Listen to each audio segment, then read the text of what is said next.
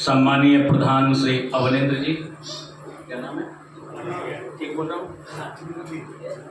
आर्य जी, और आर्य समाज के सम्मानीय श्री मंत्री यतेंद्र जी, सम्मानीय कोषाध्यक्ष जी, कौन है, राहुल जी, बहुत अच्छा, और हमारे, अब मैं क्या कहूँ, वो कमला नगर के हैं कि आर्य समाज नाई की मंडी के हैं या पूरे आगरा के हैं, हमारे वीरेंद्र जी, आप सपत्नीक, आप आर्य विद्वानों का बहुत ही सम्मान करते हैं। पिछले वर्ष इन्हीं दिनों में आर्य समाज नाई की मंडी में आया था, वहाँ भी आप सपत्नीक यजमान बने थे और पतंजलि की ओर से कुछ प्रश्न रखे गए थे, उनका उत्तर भी आपने बहुत ही स्वाध्याय चिंतन को बढ़ाने के लिए आपने प्रयास किया, आपका प्रयास बहुत सराहनीय है। और इस आर्य समाज में पुराने लोग तो मुझे दिखाई नहीं दे रहे।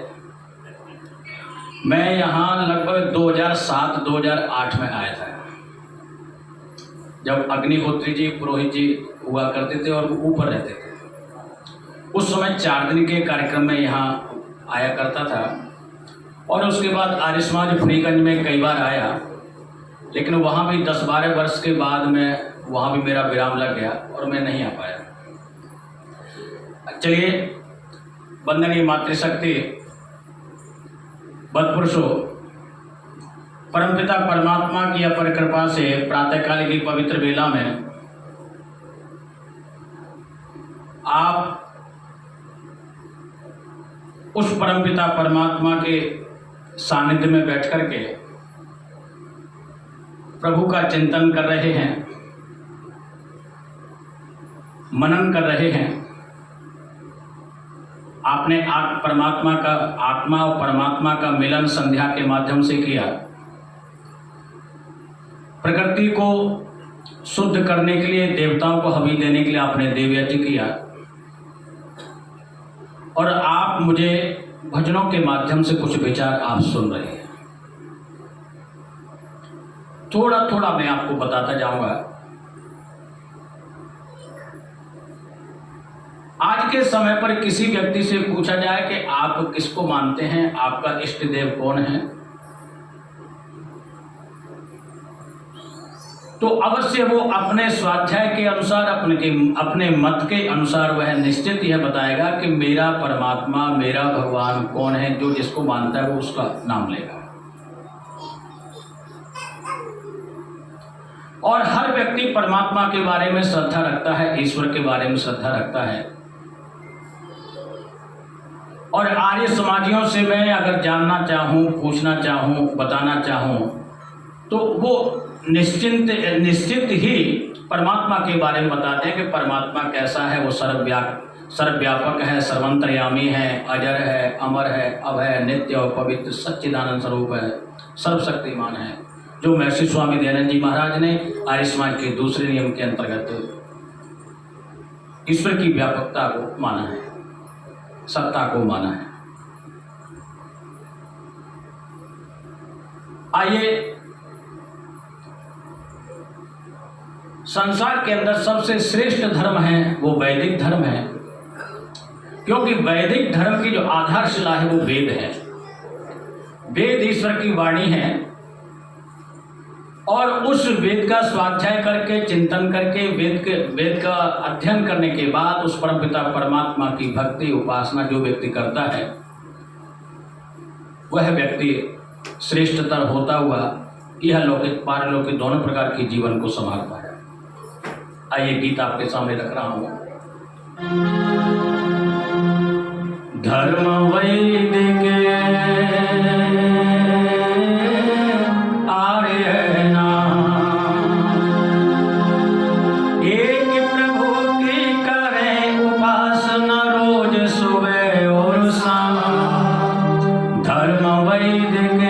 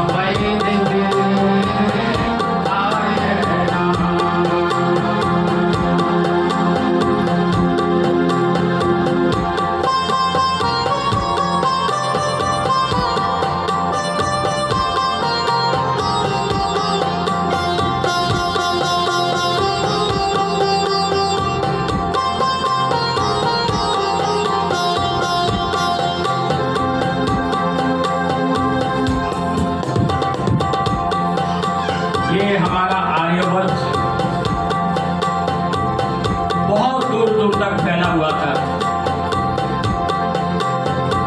भारतवर्ष के आसपास जो देश पाकिस्तान, अफगानिस्तान, नेपाल, बर्मा, लंका, श्यामलावा, चीन आदि जितने भी थे सब आर्यवर्त के अंदर कभी किसी समय पर आया करते थे। हिमालय से विंध्याचल अटक ब्रह्मपुत्र बताया, हिमालय से विंध्याचल अटक ब्रह्मपुत्र बताया। इनका जो मध्य भाग है वही आर्यवर्त कहाया, इसका जो मध्य भाग है वही आर्यवर्त कहाया। वेद अनुकूल जीवन, वेद अनुकूल जीवन, वेद अनुकूल जीवन कहा जा जो श्रेष्ठ कार्य है वही ईश्वर का गोत्र है। कहा था वही आर्य, आर्य कहाते थे अपने को श्री राम घनश्याम। धर्म वैद में आर्य नाम, धर्म वैद में आर्य नाम। एक प्रभु की करे उपासना रोज सुबह और शाम। धर्म वैद में आर्य नाम, धर्म वैद में आर्य नाम।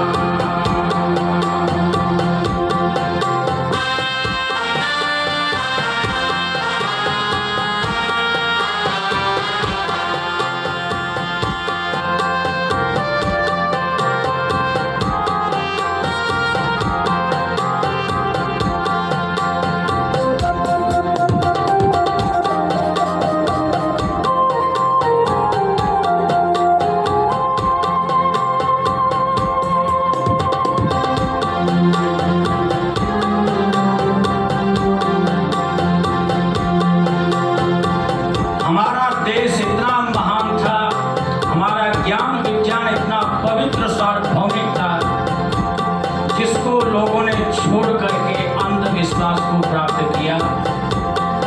वेदों को पढ़ना पढ़ाना, शास्त्रों को पढ़ना पढ़ाना सबको छोड़ दिया। उसका परिणाम यह हुआ,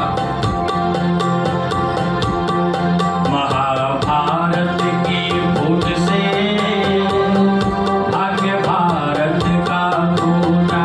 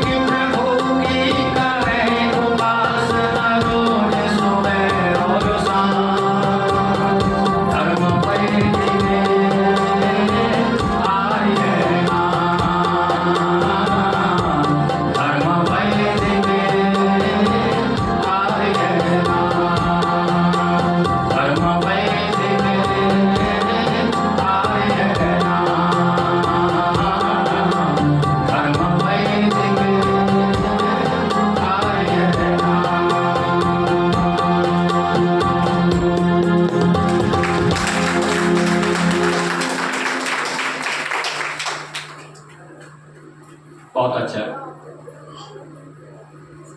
हमारा धर्म, हमारा वैदिक, हमारा जो वेद के जो सिद्धांत है वो सार्वभौमिक है।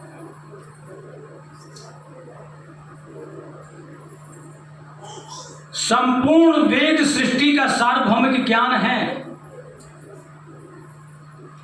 वैदिक धर्म के अनुयायियों के अलावा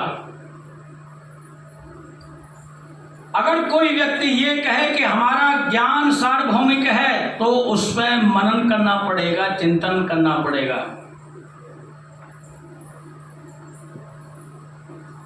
एक समय की बात है जब स्वामी श्रद्धानंद जी महाराज मेरठ के आसपास वेद का प्रचार कर रहे थे और वेद के प्रचार में मंच में बार बार कह रहे थे कि वेद के समकक्ष कोई ज्ञान नहीं है, वेद से अत्युत्तम ऊंचा कोई ज्ञान नहीं है, वेद सार्वभौमिक है। चाहे वेद का स्वाध्याय आप चाहे चीन में बैठ के करिएगा, चाहे अमेरिका में बैठ के करिएगा, चाहे किसी भी क्षेत्र में किसी भी देश स्थान में वेद का स्वाध्याय करिएगा, वो वेद उस जगह के लिए बहुत ही स्थापित और बहुत ही पुण्य का कार्य, पढ़ने स्वाध्याय करने योग्य है। एक मौलवी जी खड़े हो गए कि साहब हमारा ग्रंथ भी तो सार्वभौमिक है। स्वामी जी महाराज ने कहा कि आपका सार्वभौमिक ज्ञान है मौलवी जी, तो आप एक काम करिएगा कि अपने ज्ञान को प्रदर्शित करने के लिए एक शास्त्रार्थ का आयोजन कर लेते हैं और उसमें आप रखिएगा कि हमारा ज्ञान भी सार्वभौमिक है। शास्त्रार्थ का समय निश्चित हो गया कि मौलवी कुरान को मानने वालों को जब पता लगा कि वेद और कुरान का आज शास्त्रार्थ होने जा रहा है, तो चारों ओर से कुरान को मानने वाले कुरान की धारणा को लेकर के उस जगह पर पधारे।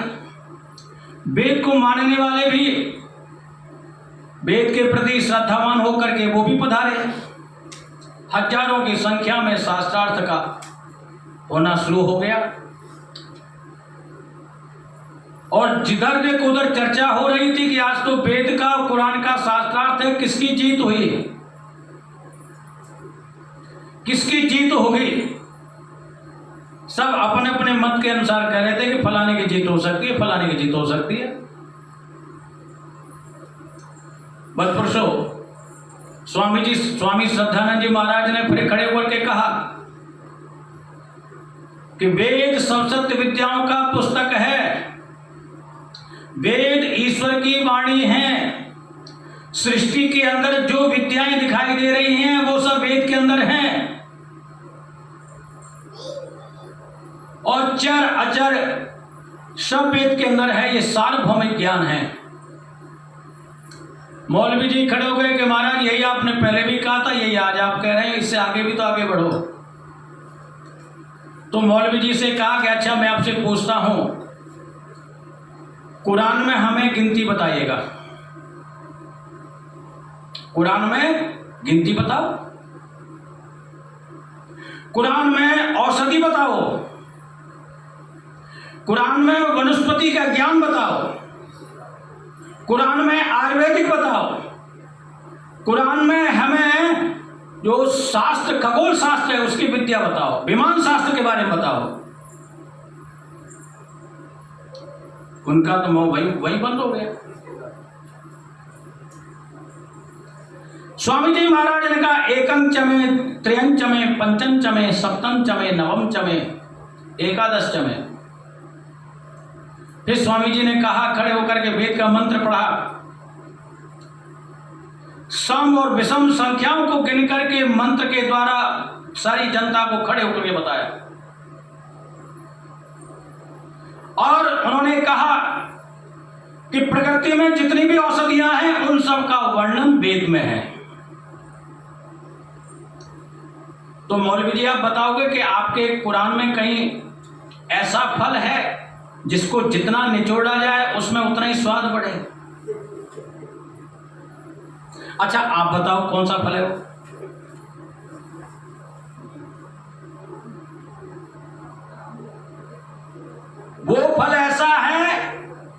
उसका वर्णन वेद में है। जितना पके हुए को फल को निचोड़ोगे, खाओगे, आपके हाथ बिगड़ेंगे, कपड़े बिगड़ेंगे, टपकता हुआ पूरा शरीर पर बहेगा, उतना वो स्वाद वाला होता है। अब बताओ आम। अच्छा, सबसे पहले हमारी कहां से आई? वाह वाह वाह, क्या बात है, क्या बात है। आम का वर्णन वेद में है, पीपल का वर्णन वेद में है, बड़ का वर्णन वेद में है, तुलसी का वर्णन है,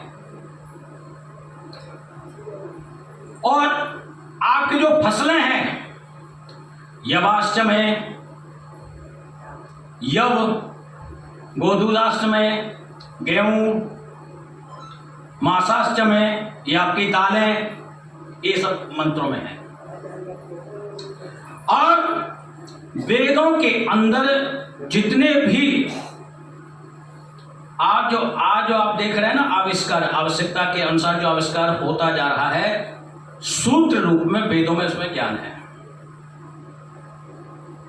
एक इतिहास की मैं आपको बात बता दूं, हवाई जहाज का आविष्कार किसने किया? आप कहोगे राइट बंधु जी ने। और वो कब किया? 1902 में। 1902 में किया ना। ये बहुत सरासर झूठ है।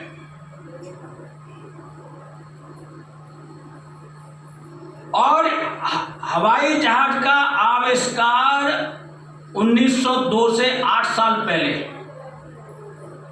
कितने? 8 साल पहले एक संस्कृत का विद्वान, दक्षिण का विद्वान, गुजरात प्रांत का निवासी शिवपदे, कुछ ऐसा नाम है उनका, शिवपदे, एक संस्कृत के बहुत बड़े विद्वान हुए हैं। उन्होंने ऐसे यान को बनाया और वो जल में भी चले, जल, थल और वायु तीनों में चले। जब उसका प्रयोग किया गया तो उसमें कुछ कमी आ जाने के कारण वो धराशायी होगा, वो गिर गया। जब ये बात अंग्रेजों को पता लगी कि अरे ये तो भारतीयों ने हवाई जहाज को बना डाला, उस बनाने वाले वैज्ञानिक की, संस्कृत के विद्वान का जो सहयोग, जो राजा थे गायकवाड़, उनको संकेत कर दिया कि आप इस व्यक्ति की सहयोग नहीं करोगे। और उसका जो मलबा था, हवाई जहाज का जो मलबा था, उस मलबे को ये इंग्लैंड ले गए और वहां इसका संशोधन किया, वहां इसको पढ़ा लिखा गया कि किस किस शास्त्र में कहां क्या इसका वर्णन है, और उसकी नकल करके 1902 में जाकर के हवाई जहाज को बनाया। जबकि भारत के विज्ञान ने उनके बनाने से 8 साल पहले इसको बनाया। महर्षि स्वामी दयानंद सरस्वती जी महाराज ने भी कहा था, यदि मुझे पर्याप्त धन की व्यवस्था की जाए और मेरे साथ वैज्ञानिकों का मेरे साथ सहयोग हो जाए, तो मैं ऐसे यान का बना सकता हूं, ऐसा यान बना सकता हूं जो पानी पर भी चले, जल पर चले और वायु में भी चले। तो मैं आपको बता रहा था कि जब वेद की चर्चा मंच पर हो रही थी, तो स्वामी जी महाराज ने जब कुरानियों से जब शास्त्रार्थ का ललकारा उन्होंने पूछा, एक बात उन्होंने और कह दिया कि शास्त्रार्थ कुरान के साथ हो रहा है, यदि कोई बाइबल वाला भी सुन रहा हो तो यही क्वेश्चन उनके लिए भी है। कोई नहीं आया।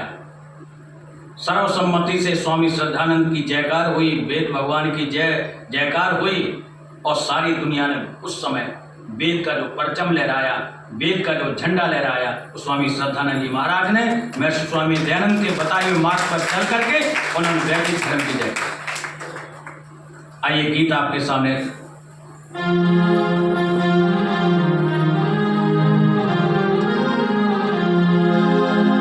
हमारा जो वैदिक धर्म है बहुत पुराना धर्म है। 1,97,29,49,49,000 वर्षों जब से वेद हैं तब से हमारा वैदिक धर्म है। और पुराने धर्म में ये सनातन धर्म है, ये पुराना जो धर्म है, जो वैदिक धर्म है, ये सनातन धर्म है। एक बार स्वामी दयानंद जी महाराज से किसी ने पूछ लिया कि महाराज आप पुरातन को मानते हो या नवीनतम को मानते हो, नए को मानते हो या पुराने को मानते हो? स्वामी जी महाराज ने जवाब दिया कि ना मैं पुराने को मानता हूं ना मैं नए को मानता हूं। तो पूछने वाले ने पूछा कि महाराज ये कैसी बात है, ना आप नए को मानते हैं ना नए नहीं आप पुराने को मानते हैं, तो आप मानते किसको हैं? सुनो, तो उन्होंने कहा यदि मैं ये कहूं कि मैं पुरातन को मानता हूं तो पुरातन भी कभी नया रहा होगा। क्या समझे? यदि मैं ये कहूं कि पुराने को मानता हूं तो पुरातन भी कभी नया रहा होगा, और यदि मैं आपको ये कहूं कि नए को मानता हूं तो आज नया है कल को पुराना भी होगा। इसलिए ना मैं नए को मानता हूं ना मैं पुरातन को मानता हूं, और मैं सत्य सनातन वैदिक धर्म को मानता हूं जो हमेशा से रहा है, हमेशा रहे। धर्म वैदिक अपनाना है,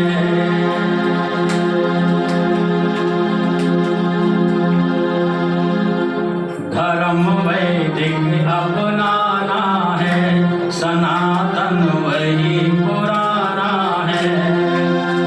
दयानंद जो गए बता कर वही खजाना है, धर्म वैदिक अपनाना है।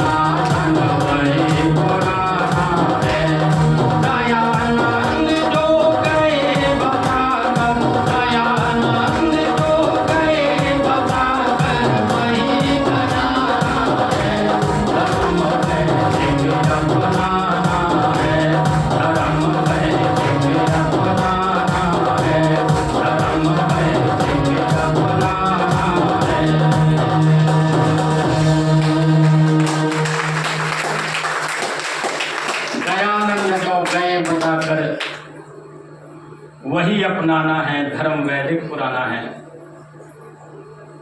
बलपुरुषों, महर्षि स्वामी दयानंद सरस्वती जी महाराज ने वेद का चिंतन, वेद का स्वाध्याय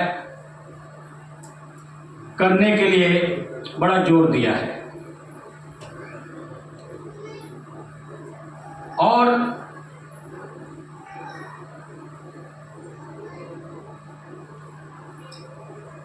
महर्षि स्वामी दयानंद सरस्वती जी महाराज ने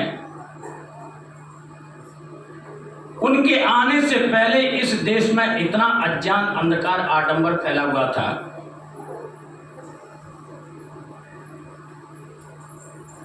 उसकी अगर चर्चा की जाए तो समय बहुत कम पड़ जाएगा।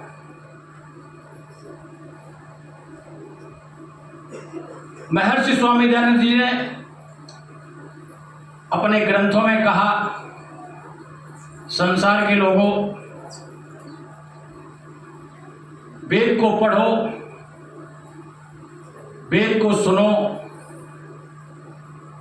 और सुन करके मनन करके चिंतन करो और वेद के अनुसार अपने जीवन को बनाओ। वेद के अनुसार अपने इहलौकिक पारलौकिक दोनों प्रकार के जीवन को सुधारने का, संभालने का प्रयत्न करो। आइए, मेरे पास 5 मिनट है, एक गीत मैं आपके सामने और प्रस्तुत कर रहा हूं।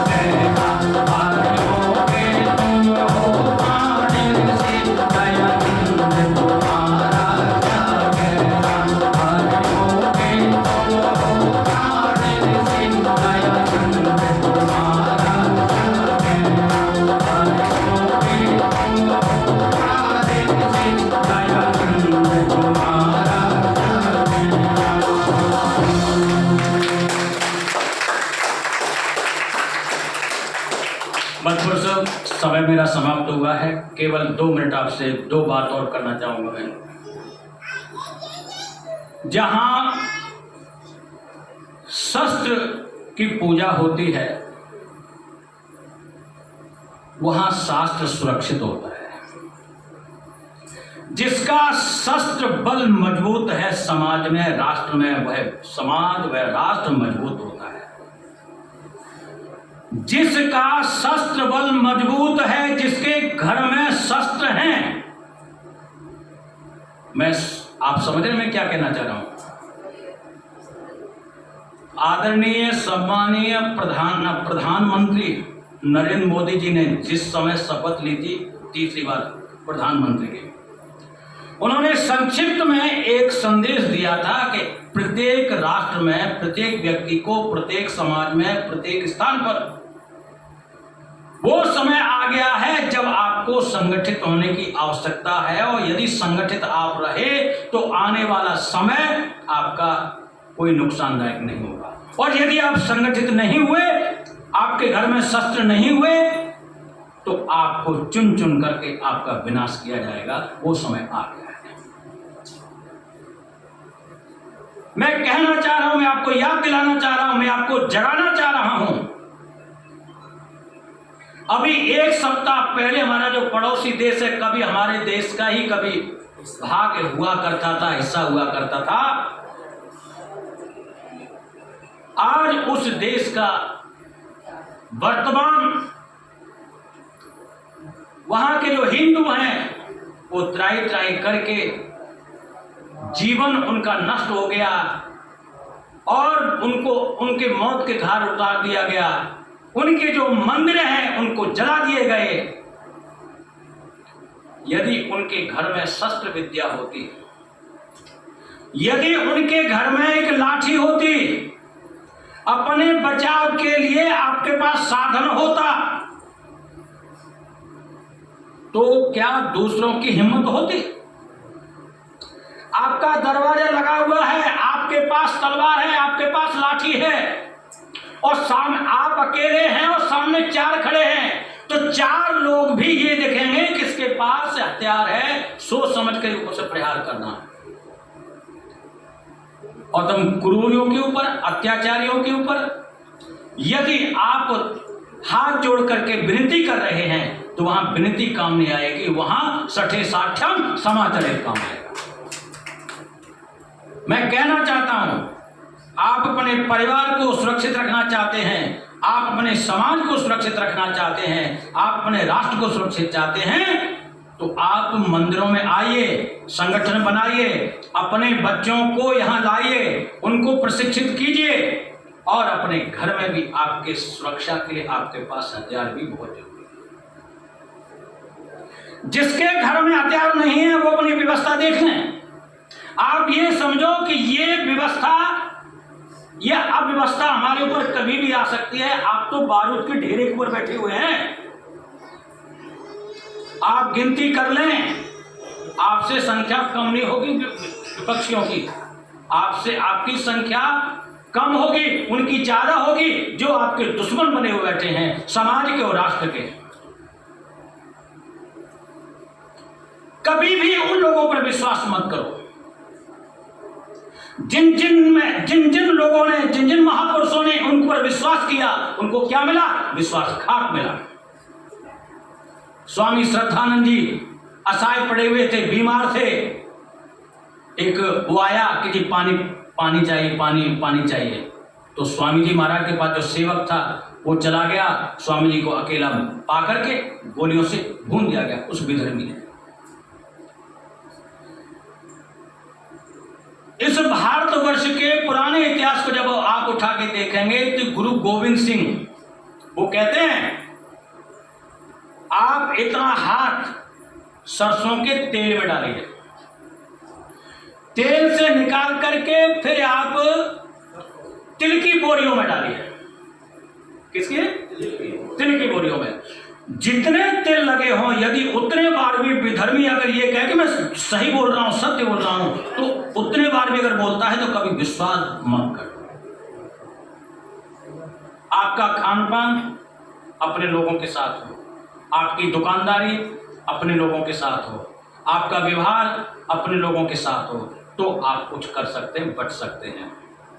और जिस दिन आपने आपके दुकानदारी में, आपके घर में, आपके समाज में विधर्मियों का आना शुरू हुआ, उस दिन समझ लो कि आपके ऊपर कभी भी घात हो सकता है। मैं इन्हीं शब्दों के साथ ईश्वर से प्रार्थना करता हूँ कि हमारा आर्य समाज दिन रात चौगनी खूब बढ़े, और मेरे भजनों में कहीं आपको अच्छा लगे तो इसका प्रचार करो। और आर्य समाज आगरा में कभी आवश्यकता पड़े तो फिर मुझे बुला लेना। मैं इन्हीं शब्दों के साथ आप सबका बहुत धन्यवाद करता हूँ। और जिन लोगों ने, जिन माताओं बहनों ने, भाइयों ने मेरा धन दे करके उत्साहवर्धन किया है, परमात्मा उनके धन को खूब बढ़ाए, उनको स्वस्थ रखे, उनको आनंदित करे। इन्हीं शब्दों के साथ आप सबका बहुत बहुत धन्यवाद। और मैं पुनः हमारे मंत्री जी यतीन्द्र जी हैं, मैं इनका भी आभार व्यक्त करता हूँ कि आपके सहयोग से मैं आया, और भविष्य में कभी ऐसा बनता है तो फिर आपके बीच में आऊँगा। आप सबका बहुत बहुत धन्यवाद। ओम शांति।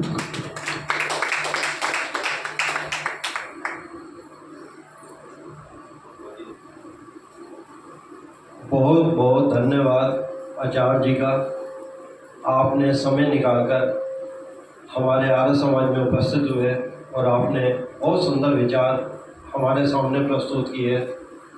बहुत सुंदर भजनों से आपने हमें लाभान्वित किया। मैं आज विद्या बहन जी से निवेदन करूंगा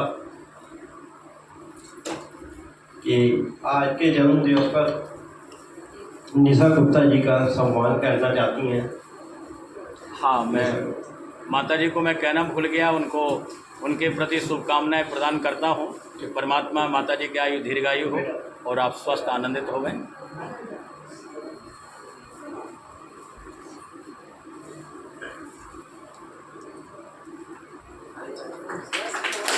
बहुत बहुत धन्यवाद।